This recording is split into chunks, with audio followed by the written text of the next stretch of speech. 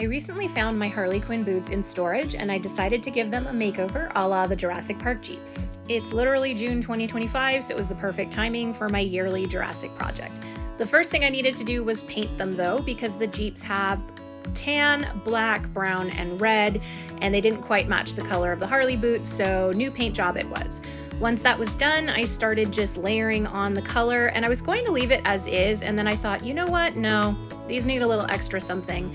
So I talked to a few of my fellow Jurassic friends, and I said, what do you think about me adding rhinestones to this? And they all agreed it was an amazing idea. So yeah, I did it. In hindsight, these boots took so long because of the rhinestoning. Here is the literal how long it's taking one by one, not sped up at all, and you can see how tedious this process is, but it's also very relaxing. So if you ever need to de-stress, I highly recommend just sitting and mindlessly gluing rhinestones to a pair of shoes to relax. These black rhinestones were from Planet Rhinestone, which I highly recommend. I've used their rhinestones for a ton of projects. These are the, I believe, 5mm SS20 stones, and I am using gem tack to glue them to the boots. A friend recommended gem tack to me. You can get it at Michael's, and a full bottle was more than enough for both of my shoes.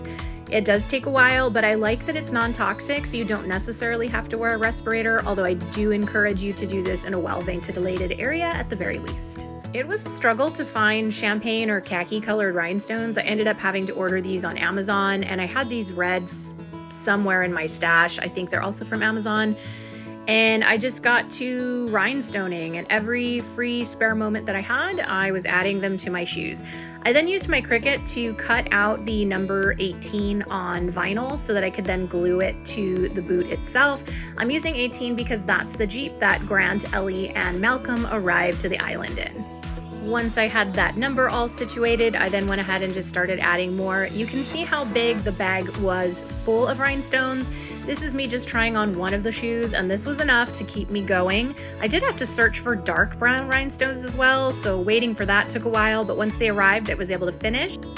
This was my first full try on of the boots, and other than maybe switching out the white laces for brown just so they look a little more Jurassic, I'm so happy with the finished result, and I can't wait to share the entire finished Jurassic June look shortly.